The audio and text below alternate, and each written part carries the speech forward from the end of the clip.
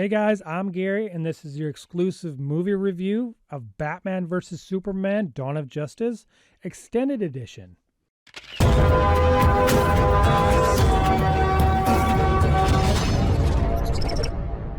Hey guys, so I'm going to be doing something a little bit different from now on. I'm going to change these reviews to add a little bit more creativity to them. I'm not just going to talk about the movie itself, but I want to talk about what I would do as a filmmaker to change certain scenes or the entire film altogether.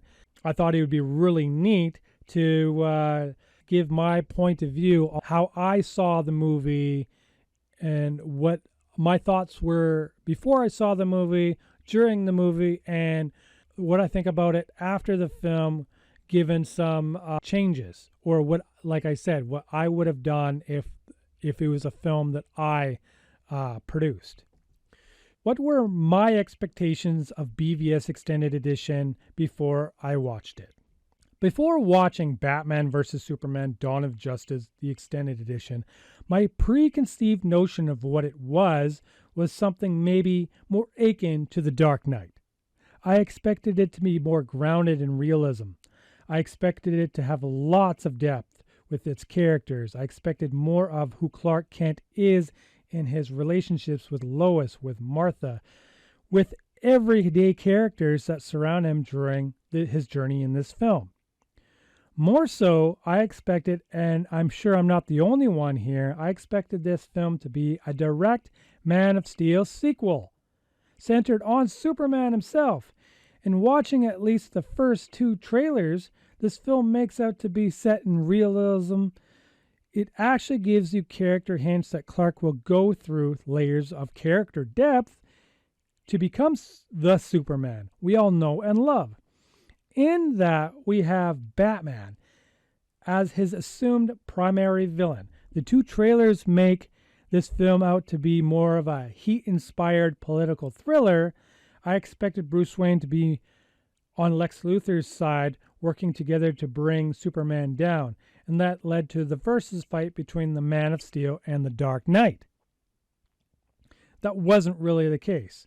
I was hoping we'd get a lot more character depth with Luthor himself and hopefully have him introduce Cadmus. We didn't get much of that either. I was also expecting more of a setup between the two heroes with a lot more tension. There was a lot of expectations with BVS, and maybe what I've just spoken about here was many people's assumptions of what it was expected to be, or maybe many people thought it was just a dumbed-down, action-centric film. What Batman vs. Superman Extended version was, and my thoughts on it, after exiting the theater watching the original cut of it, I was extremely disappointed. It did have some of my expectations, and those were the more obvious tones we got watching the first two trailers. I was disappointed because Clark Kent, Kal-El, Superman wasn't centric in this film. It was Batman. I love Batman. We have a trilogy of Batman movies already. It was about his turmoil, his rage against the man who is responsible for destroying many lives in Metropolis during the fight with Zod in Man of Steel. It was about Batman's fall into darkness becoming the very thing he spent 20 years trying to take down, but only for a brief moment. I don't think they spent enough time exploring this. They gave examples like Batman branding criminals, using guns, leaving his victims for dead, all in a short span after the destruction of Metropolis. Was it really because he's become hardened over the death of many family, friends, and allies? Or was it just an excuse to take down the Superman's? With Superman's perspective, his character is looking at the world at him with fear and doubt. These are all things in reality people would fixate on. It's an interesting concept to explore, and it explored through Lex Luthor's character and Bruce's character, but doesn't really finish off with the most important character, Superman. The film only really focuses on Clark's investigating who the Batman is to lure itself back to the Batman story.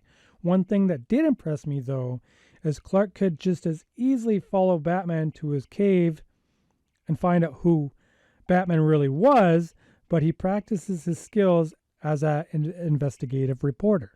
Lex Luthor, played by Jesse Eisenberg, he's definitely an interesting choice. His character isn't what you'd expect in a Lex Luthor. He plays off as someone who's got a bit of a tick, a grudge against powerful people despite their attempts to be good people, and who maybe is mentally unstable. Lex feels like a cheap aftermarket loser of Heath Ledger's Joker before he puts on the makeup. I wanted Eisenberg's Lex Luthor to be Junior. BVS plays out like there should have been more of a seasoned and complex and more of a political Lex Luthor. When the final hour arrives, we have the mano-a-mano fight between the two heroes, because Luthor has taken Lois and Martha hostage and has threatened their lives if Superman doesn't kill Batman. That feels like such a cliche way of bringing them together to fight. I feel that because they were portrayed as flawed heroes, there should have been some selfish drive for them to fight, at least on Superman's end. The fight isn't very long, maybe 6-7 minutes. Superman tries to reason with Batman, but Bruce's rage gets the better of him. Batman uses kryptonite gas on Superman. It disorients and weakens Superman, giving Batman the advantage to royally kick ass. And Batman does. Batman is able to swing Superman around and bash him against cement walls. Of course, it's being a Zack Snyder film. He uses quite a bit of slow-mo here. Then the big painstaking moment comes and Henry Cavill gives this god-awful delivery of this dialogue. Definitely not to say that Cavill gave a bad performance in this film. Quite the opposite, I think. But the Save Martha moment, to me, was cringeful. The last half hour of this film looked spectacular visually. Doomsday is a big monster villain who in the span of 5 minutes got his name, although he didn't do much other than grow a few feet and tear some buildings down to get that name. The entire sequence was every nerd's wet dream, but for the likes of me, I wasn't impressed with the outcome of Doomsday appearing. I didn't like it in the third trailer when it came out. I didn't like it in the movie. I wasn't a fan either of the introductions of the Justice League members. At least not the setup of them. The movie could have fared better without them and the Doomsday. You might ask, if they weren't in the film, would it be boring? And I'd say no, you got to be kidding.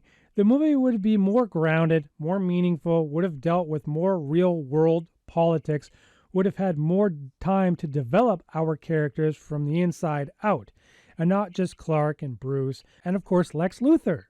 Now, here's what I would have improved on with BVS Extended Edition and how I would change it. As an inspiring screenwriter-director, I often look at movies that are meh or just downright awful and think of what I would have done given the opportunity to make them myself. I don't want to bash the hard work these filmmakers went through. Sometimes, even though you've done the best you can, the films can sometimes turn out like shit anyways. But the idea, even good or bad, starts with the script. And after watching a bad film, you often wonder who gave the go-ahead to give this film $200 million or more. So I'll start with what I personally would have improved on without completely disrupting the structure of the film until later. First off, the beginning credits, as it is visually stunning and an emotional scene, especially with Hans Zimmer's and Junkie XL's score, the scene didn't really need to be there. But I would have improved on this, taking half the credits from the death of the Waynes away, merging them into the scene in which Kal-El's ship arrives to Earth and is adopted by the Kents. I think having both origins of these characters represented in this film would have given the conclusion of Batman and Superman's fight more depth and more understanding of what the filmmakers were trying to accomplish, which was the relations of both heroes having caring parents with the same mother's name, Martha. Another improvement would be to have a bit more focus on both mothers in some capacity. That's something in this franchise and past franchises with Superman and Batman they don't focus on. They focus on the fathers and never the mothers.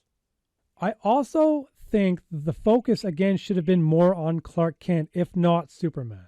I could see a much better film if it was focused more on Clark's career as a reporter and Superman and the romantic relationship between Lois. The elements are there, but they're not fully embraced. They juggle too many characters around, ones you only see maybe twice or three times with as little time as 30 seconds. And that isn't needed so early on in this franchise. Don't get me wrong, I love a busy film with lots going on. It makes the film seem more important. And the more you view those films, the more you see things that you didn't before. But again, this film is like a piece of a puzzle. And to me, that's frustrating because there's never a guarantee that stories will fully continue to the next film, especially now that the Snyderverse is a dud. I also think Bruce and Batman should have been separated primarily through the film. Maybe almost as if they were two different characters, and Bruce Wayne should have acted as an ally to Lex Luthor, trying to find a diplomatic way to take down the Superman. Is Batman should have portrayed more of a character that goes beyond the diplomatic solution and does things more in the antagonistic structure and uses his own methods to take down the Superman, as he eventually did in this version of the film. I also think through the course of events taking down the Superman, those events should have been more revealed the reasons why Lex Luthor is the way he is. So those are some changes I would have made to improve on BVS as it is in the extended edition.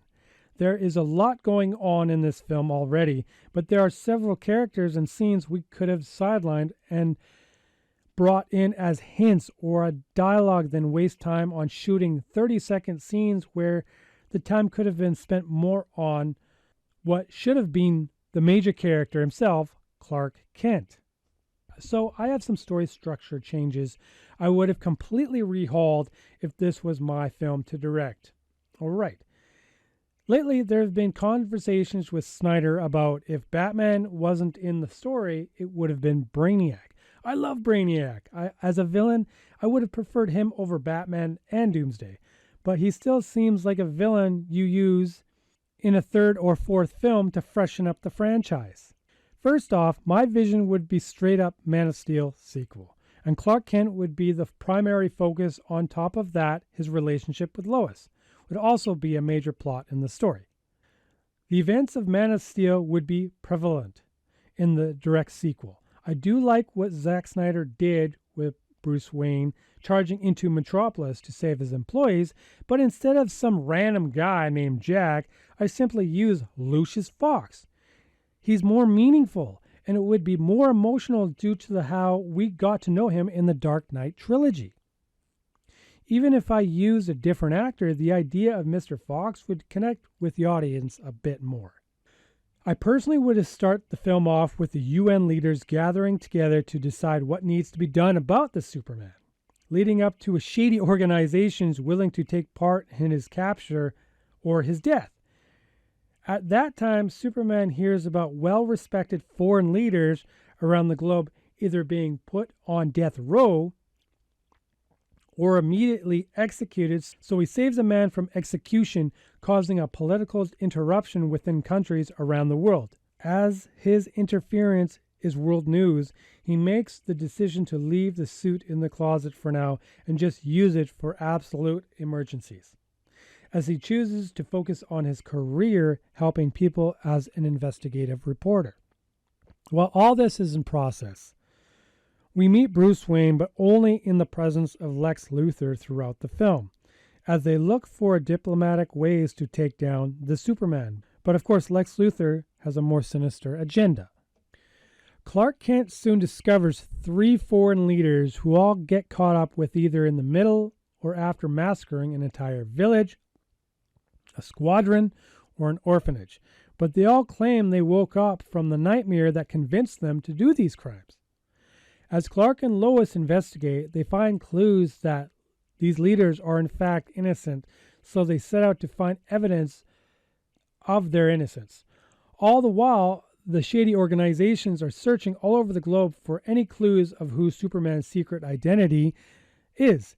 After Superman's been spotted several times in one area, one organization hires a specialist to go undercover as a journalist and investigate the area.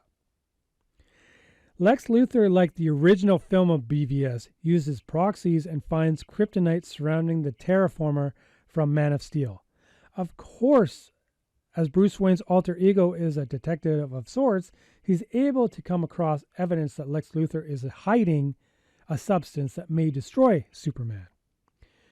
Lex Luthor also is haunted by nightmares of memories from previous past that may have come from his father or something else.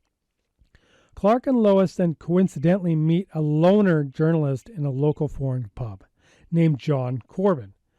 Clark and John connect on a personal level, and John Corbin helps Clark with his investigation in the foreign leader's incarcerations.